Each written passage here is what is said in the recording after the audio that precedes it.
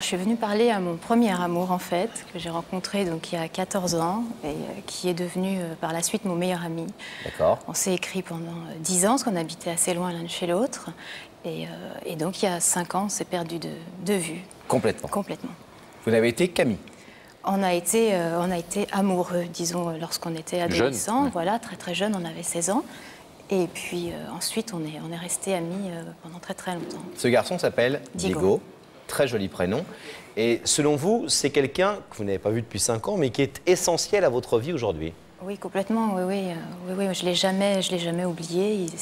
Pour moi, c'est très difficile de l'avoir perdu de vue, quoi. C'est assez douloureux, quoi. Comment est-ce que vous décririez la relation qui vous unissait avant que vous vous perdiez de vue? C'était vraiment mon confident, en fait. On se disait vraiment tout, on se racontait tout. Comme en plus c'était par écrit, ça permet peut-être de se lâcher un petit peu plus. Donc on s'écrivait...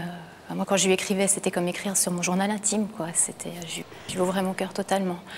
Donc il me manque beaucoup pour ça. Vous avez quel âge? J'ai 30 ans. Vous avez 30 ans. Et donc vous l'avez connu à 16 ans. 16 ans. Oui. Et ça a été une histoire d'amour complète ou c'est un petit flirt ou c'est un truc... ça a été une rencontre de vacances, a priori, qui aurait dû rester insignifiante. Et puis bon, on a continué à s'écrire comme ça. Et comment vous êtes passé de l'histoire d'amour à tout d'un coup devenir amis?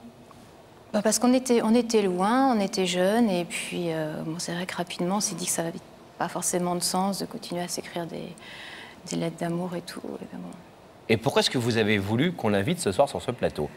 Pour le retrouver, déjà. Parce qu'il faut dire que vous l'avez perdu complètement de vue. Complètement de vue. Donc, vous ne savez pas où il est. La dernière fois que j'ai eu de ses nouvelles, il m'a dit « je pars à la fin de l'année pour l'Irlande ». Il a déménagé. Ensuite, j'ai déménagé relativement rapidement après ce moment-là. Et donc, on s'est totalement perdu de vue. J'ai aucune idée. Je ne sais pas s'il est revenu en France. J'ai aucune idée de l'endroit où il se trouve. Alors nous, on est parti à sa recherche, évidemment à votre demande, mais ça, on verra ça tout à l'heure, parce que avant, on a voulu essayer de retracer un petit peu cette histoire particulière, amour, amitié. Ce qui est sûr, c'est que vous avez été toujours très très unis avant de vous perdre de vue tous les deux, Sandrine et Diego. C'est au temps des vacances un rendez-vous avec l'amour, Sandrine et Diego, l'adolescence, impatience des premières rencontres. Décor, un camp de vacances pour quelques chiffres du plaisir à deux. 15 ans et 3 semaines à passer ensemble. On se donne un peu, on se donne beaucoup, mais on ne se promet rien. Les vacances touchent à leur fin, chacun rentre chez soi. La distance les garde loin l'un de l'autre. Une lettre puis une autre. Un amour épistolaire commence alors. Les mots sur le papier tiennent en éveil les cœurs. Au commencement, il y a des amours d'écriture. Diego et ses lettres teintées de regrets, et Sandrine en lectrice attentive. Et puis l'échange dur devient étonnant de fidélité, 9 ans de correspondance sans se revoir. Sandrine, plus les jours passent, plus la distance est lourde à supporter.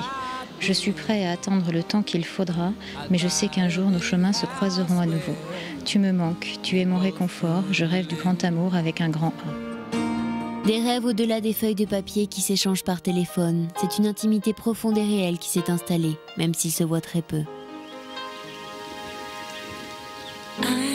Et puis une dernière fois, on se revoit comme un adieu pour un départ. Diego a une proposition de travail en Irlande, il partira peut-être.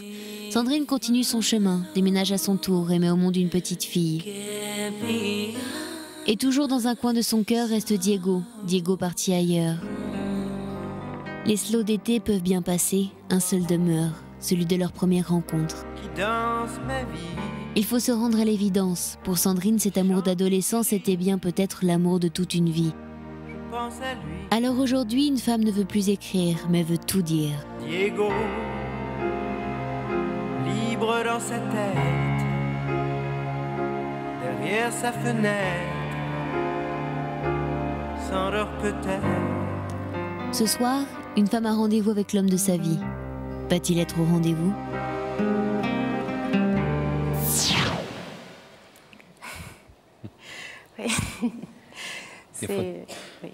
Des photos, des lettres que vous nous avez prêtées, Ouais. pour qu'on fasse ce sujet avec toute notre équipe qui vous entoure depuis quelques jours. Qu'on comprenne bien, parce qu'on a parlé d'amitié, d'amour. On sait que vous avez eu une histoire d'amour importante, un bébé Oui. tout à fait mignon qu'on a vu dans vos bras tout à l'heure, à sa naissance. Cette histoire d'amour s'est terminée. Oui, il y a 1 an à peu près. Et aujourd'hui, vous êtes libre. Oui. Et en clair, ce que vous êtes venu nous dire ce soir, c'est j'ai envie de reprendre une vie amoureuse avec Diego quand même. Déjà savoir. Où il est. Oui, je connais rien de sa vie. Je sais pas. C'est-à-dire qu'il ne sait pas que vous avez eu un enfant? Non, puisque c'était il y a 2 ans et demi. Donc, je veux déjà le retrouver. Et puis, si quelque chose est possible, pourquoi pas? Parce que c'est vrai que je pense qu'une relation comme celle-là, on en rencontre peu dans sa vie. Donc, j'ai pas envie de laisser partir. Mais vous avez encore des sentiments très forts pour lui, ah c'est oui, ça? c'est évident. Oui.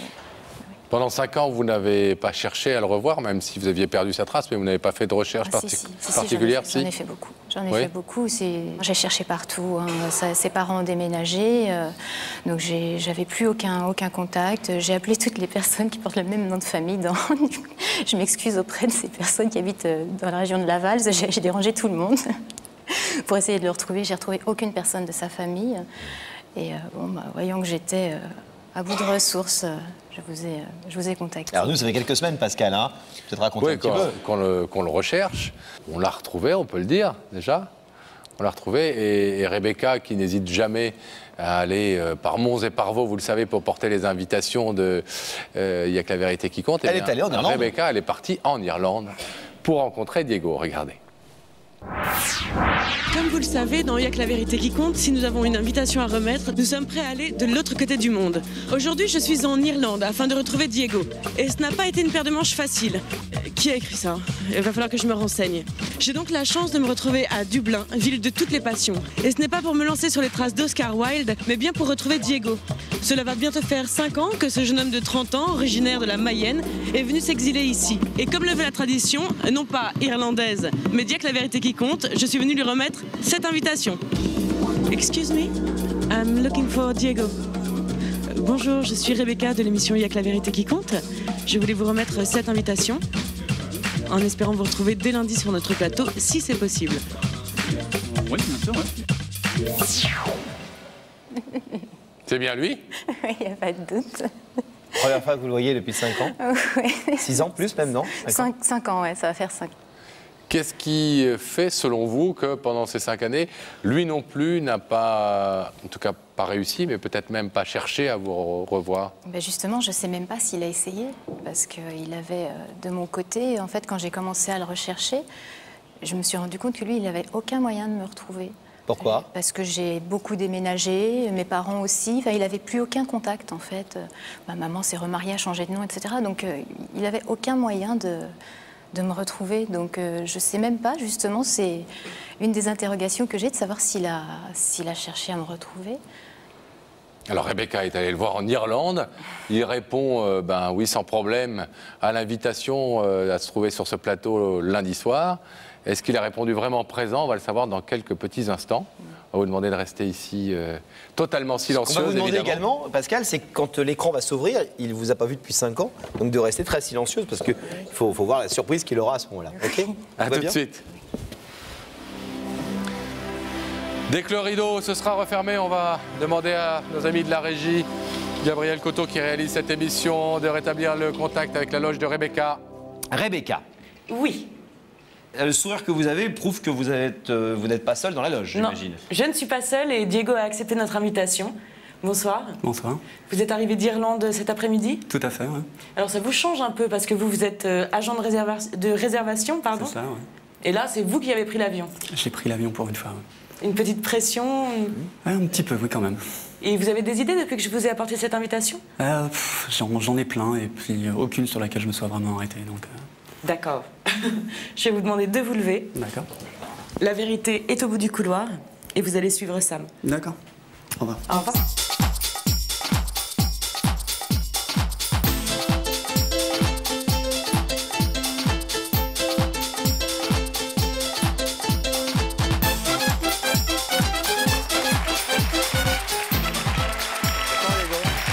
Je m'appelle Pascal, je vous présente Laurent. Asseyez-vous. Asseyez-vous. Ça va bien? Ça va, oui. Vous connaissez pas forcément notre émission? Vous regardez la télé française en Irlande? Non, du tout, non. Non, pas accès. On n'a rien, on a juste TV5, donc... Bon, et vous regardiez, vous avez quitté la France depuis combien de temps? 4 ans. D'accord. Alors, vous connaissez le principe. Dans cette émission, il y a des gens qui viennent dire des choses à d'autres personnes, des choses importantes pour eux. Et puis, évidemment, ces gens ne se dévoilent pas. Là, la personne est de l'autre côté de ce rideau. Vous ne pouvez pas la voir pour l'instant. Non, clairement. Vous allez d'abord la voir dans un écran tout à l'heure, si vous nous dites oui. Et ensuite, en fonction de la proposition qu'elle vous fera, vous déciderez, là encore, tout à fait librement, d'ouvrir ou de laisser fermer ce rideau, qui est très symbolique, bien sûr. Il y a peut-être un indice, Pascal, pour l'aider un peu. Oui, si vous le voulez. Alors, le principe, c'est qu'on raconte votre histoire à des personnes dans la rue qui, du coup, ont une question à poser qui peut peut-être vous mettre sur la voie. Écoutez la première. Diego, ce qui va t'arriver ce soir, je peux te dire que tout le monde en rêve. En l'occurrence, ça n'est pas une question. Alors, quel est un de vos plus grands rêves? Si vous deviez dire comme ça des rêves que vous avez dans votre vie, ce serait quoi? Un rêve voyager encore plus que ce que je ne fais en ce moment, pour l'instant. Voyager beaucoup, là? Ouais, pas mal. Bouger. Et puis j'imagine rencontrer quelqu'un, quand même. Ouais. Vous êtes célibataire? Ouais. Bon. On regarde un deuxième indice? Ça va m'aider, ouais, parce que là, c'est un peu vague. Diego, est-ce que tu crois que le passé peut avoir de l'avenir? Est-ce que tu le crois, Diego? Que le passé peut avoir de l'avenir. Le passé, normalement, est... Ça, c'est un vrai indice, hein? Ouais. Ah. Oui, forcément, ça vient de quelqu'un qui est... Ça vient de derrière, ça vient du passé, ouais, c'est clair. Est-ce que ça a de l'avenir? L'avenir nous le dira. Bonne réponse. Est-ce que quelquefois, en tout cas, vous regardez vers votre passé, avec plaisir, avec des nostalgie, avec des envies de retrouvailles Selon ce à quoi je pense, oui. On regarde tous un petit peu derrière soi, c'est normal. Alors Diego, le principe dans cette émission, c'est que chacun est vraiment extrêmement libre, et notamment ceux qui viennent ici sans savoir exactement ce qui les attend. Il y a plein d'étapes où vous pouvez dire écoutez, moi j'arrête là, je veux pas en savoir plus, notamment celle-ci qui va vous permettre, si vous le voulez, dans quelques petites secondes, de savoir qui est de l'autre côté du rideau. Mais vous pouvez dire non, finalement, je préfère ne pas savoir. Je retourne en Irlande. Est-ce que vous voulez savoir? J'ai fait un long voyage. Salut Ulysse. On continue. Alors, je vais vous demander de fixer cet écran et nous allons y faire apparaître le visage de la personne qui vous a invité ce soir.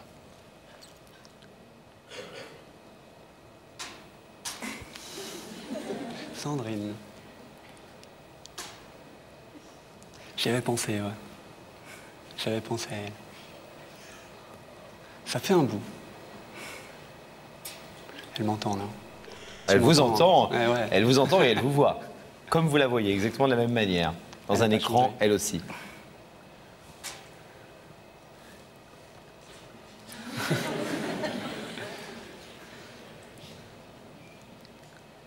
Ça va?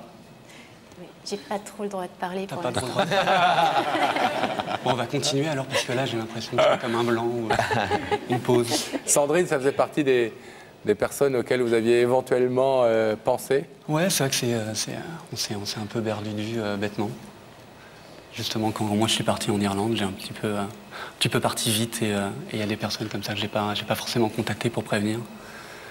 Et Sandrine, c'est une de ces personnes-là. Elle a toujours un aussi joli sourire? Toujours. Hein. Est-ce que vous voulez savoir ce qu'elle est venue vous dire ce soir? Ouais. Au-delà des retrouvailles qu'elle nous a demandé d'organiser, parce qu'elle vous avait perdu de vue. On a eu du mal à vous retrouver. Rebecca et notre équipe vous ont pas mal cherché avant qu'elle puisse venir vous retrouver dans ce pub. On a vu ça tout à l'heure. Est-ce que vous voulez savoir ce qu'elle est venue vous dire, donc, Sandrine? Oui. Sandrine, c'est à vous. Bon, Diego, bonsoir déjà. Bonsoir. Mais ce que je suis venue te dire, c'est que depuis 5 ans qu'on s'est perdu de vue, ça me convient pas du tout. Tu me manques énormément. Pour moi, c'est très dur, quoi, de même pas savoir si tu vas bien, de pas savoir ce que tu deviens, etc. Ça me paraît pas normal, après l'histoire qu'on a eue, toute l'histoire pendant 10 ans, l'histoire d'amour et ensuite l'histoire d'amitié très très forte qu'on a eue, ça me paraît assez dur, quoi, de plus du tout avoir de tes nouvelles. Et donc voilà, je t'ai cherché partout. Je t'ai cherché partout, Diego, franchement. Et j'étais à bout de ressources, donc j'ai appelé cette émission pour qu'ils m'aident, ce qu'ils ont réussi à faire par bonheur. Parce que moi, depuis 5 ans, je ne t'ai pas oublié, j'ai certainement pas cessé de t'aimer. Et tu me manques vraiment énormément. Non, mais j'avais pensé à toi aussi.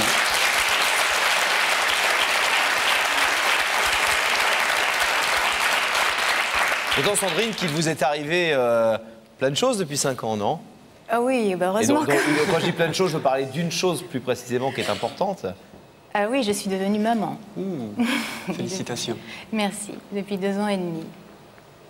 Mais une petite fille. Oui. Oui. Voilà. Alors, Sandrine, Oui. qu'est-ce que vous êtes devenue demander exactement à Diego ce soir? Mais qu'on se retrouve, quoi, qu'on se perde plus jamais de vue comme ça, parce que moi, ça c'est vraiment les 5 ans que j'ai passés loin de toi. Pour moi, c'est dur, quoi. Comme je t'ai dit, je t'aime toujours aussi fort.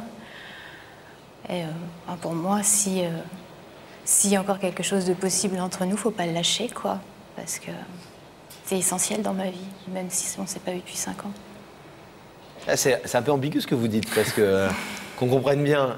Parce que vous venez de dire que vous étiez maman d'une petite fille il y a quelques secondes, donc oui. La petite fille, c'est pas il y a quelques secondes. Hein. Non. Il y a quelques secondes, vous nous l'avez dit. Mais il faut rajouter que vous êtes célibataire quand même, parce que sinon c'est un peu... Oui, je ne viendrais pas ici si j'étais mariée pour te dire ça quand même. Oui, non, j'ai quitté papa de ma fille depuis 1 an à peu près. Voilà. Diego, vous avez depuis ces 5 années pensé à Sandrine, je le suppose, de temps en temps, puisqu'il y avait des liens très forts entre vous, mais vous avez essayé, vous, d'avoir de ses nouvelles, puisqu'elle, elle a déménagé, vous aussi? Non, je suis un peu parti, comme je disais, un peu rapidement, en laissant, sans forcément laisser l'adresse à tout le monde, et puis après on se sent un petit peu coupable, donc... on pense aux gens, on se dit c'est quand même dommage, j'ai été bête, j'aurais peut-être dû, et puis on se sent... Chaque mois qui passe, c'est un mois qui éloigne. Exactement. Et on se sent encore plus bête d'essayer de le recontacter, on n'ose plus. Et puis je pense qu'au bout d'un moment, même j'ai pensé que ça serait difficile pour moi de la retrouver, comme ça a dû être super dur pour elle de remettre la main sur moi. Donc j'y ai pensé sans jamais passer à l'acte en fait. Alors je vais vous demander de vous lever, Diego, il y a un cérémonial dans cette émission, de vous placer ici face à ce rideau. Parce que ce rideau, il a une portée très symbolique, vous l'avez compris, vous pouvez l'ouvrir, vous pouvez aussi le laisser fermer. Ça arrive fréquemment dans cette émission qu'on le laisse fermer, ça ne veut pas dire pour autant qu'on est ni quelqu'un de désagréable, ni de lâche, simplement c'est un choix qu'on assume et qui n'est valable de toute façon que pour ce soir. Sandrine, vous l'avez compris, elle vous demande aujourd'hui d'arrêter... d'être à des kilomètres de distance et à des années de distance l'un de l'autre. Vous pouvez donc repartir tranquillement en Irlande, comme vous êtes venu demain matin. Vous pouvez aussi ouvrir ce rideau maintenant. Qu'est-ce que vous décidez? Comme je disais, j'ai toujours un peu regretté d'être parti comme ça et de ne pas l'avoir revu. Donc non, mais ouvrez ce rideau. Ouvrez-le maintenant, vite là. Allez-y.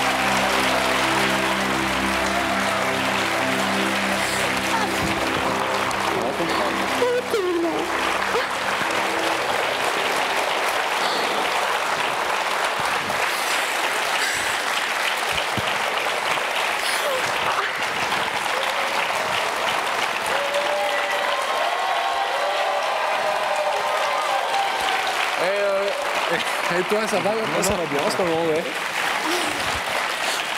Et j'espère que si on ne se voit pas pendant 5 ans, je te manquerai aussi fort, en tout cas.